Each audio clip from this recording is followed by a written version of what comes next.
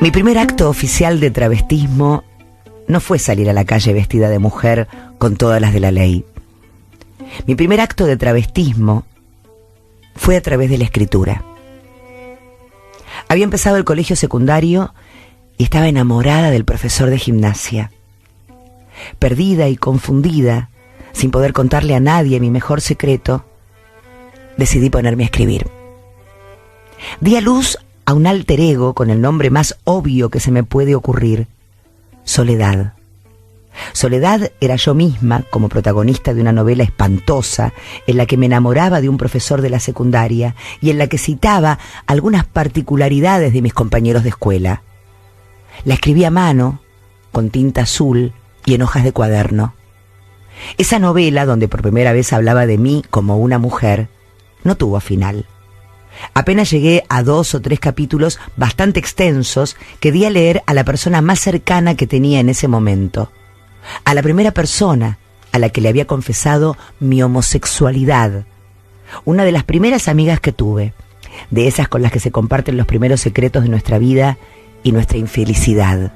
Sobre todo, la novela me dejaba bien parada como una sexy adolescente sin remilgos a la hora de la sexualidad.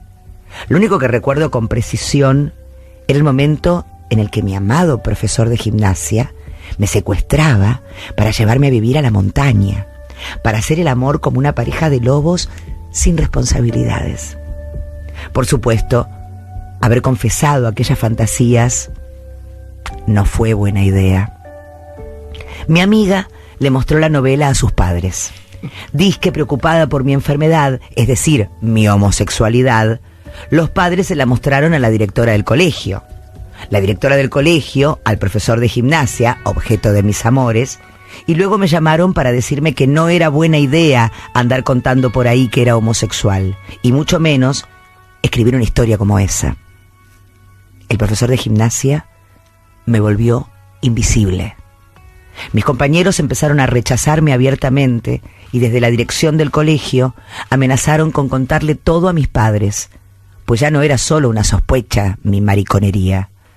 Me quedé sin amigos. Desde entonces, todo se volvió cuesta arriba. Por aquel acto de travestismo literario, toda mi vida se torció. Aunque sea injusto decir que fue por la escritura. Pero las pruebas estaban escritas y yo no quise desmentirlas. Fue por una traición que aceleró algunos tiempos. Lo bueno es que a mis 13 años, además de escribir una pequeña novelita rosa en el tono de Corín Tellado, también me hice consciente de las mieles de la venganza.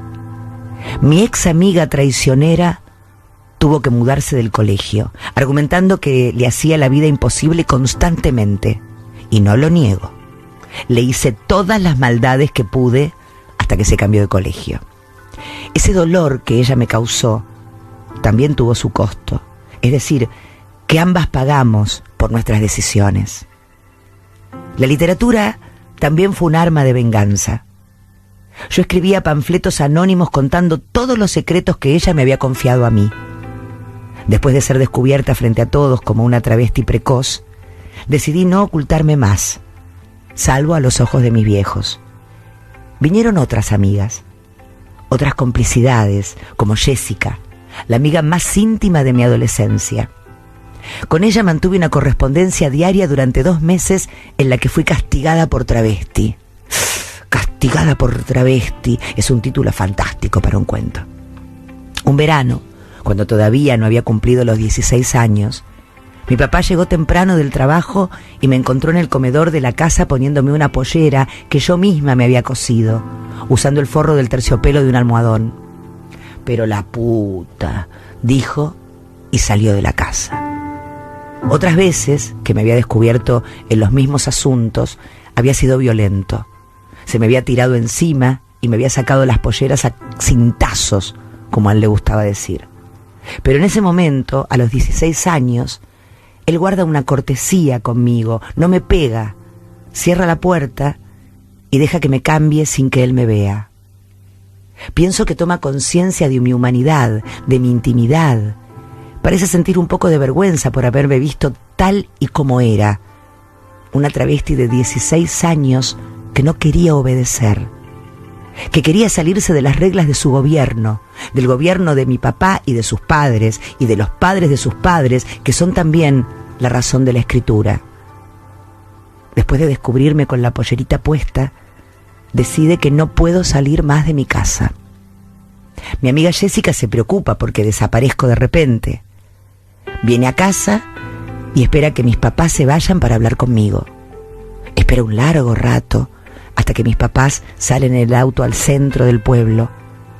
Entonces golpea la puerta y nos encontramos. Le cuento todo y nos proponemos escribirnos una carta por día. Y lo hacemos. Al releer algunas, entiendo que esa inocencia fue perdida. La inocencia de la literatura como arma de comunicación. Escribir con tanta claridad.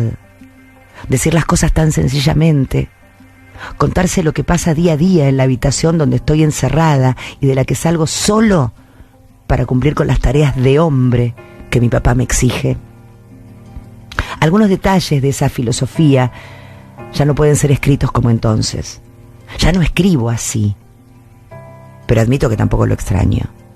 Puedo imitar esa voz, la voz inocente con que escribí las primeras palabras de mi escritura. Y eso se parece bastante a una segunda inocencia, una segunda oportunidad de inocencia. Creí durante muchos años que escribía a partir del horror, que el horror lo sustentaba todo, incluso la escritura. Las palabras brotaban del horror como agua de una vertiente. Por esta necesidad de ponerlo por escrito, esa infancia, esa adolescencia complicada, como lo son todas las adolescencias del mundo, durante mucho tiempo el horror dio razones a las palabras. Era inconcebible escribir sobre o desde la felicidad. Y de repente apareció el psicoanálisis, y eso cambió. Y comenzaron a salir los buenos recuerdos que exigían sus propias palabras, su propio lugar en la hoja. Y entonces la escritura se hizo ancha como una playa en Brasil y se llenó de color y de perfumes. Llorar de alegría es como llover con sol. La palabra sufrimiento en la inspiración lo ocupaba todo. Sus dominios se extendían desde la infancia hasta la muerte. Era imposible escribir sobre otra cosa que no fuera el sufrimiento. A veces, cuando aparecía un chispazo de amor, podía distraerme un poco, pero he sabido que el amor trae también el sufrimiento escondido entre las ropas. Como un mal actor, el sufrimiento robaba mi atención sin ética, sin vergüenza. Hace poco me dijeron, la síntesis es lo contrario al análisis. La escritura es analítica, en tanto que desmenuza con mayor precisión determinados acontecimientos. En análisis, abrí las ventanas y di lugar a otras perspectivas para mirar esos hechos que escribo.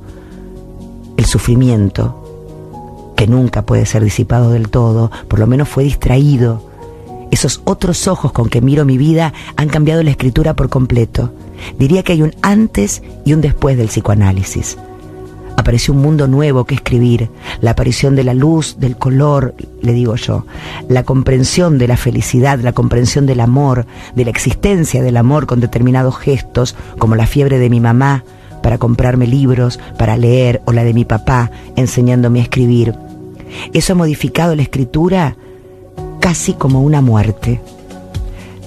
La muerte del protagonismo del sufrimiento, en mí y en lo que escribo.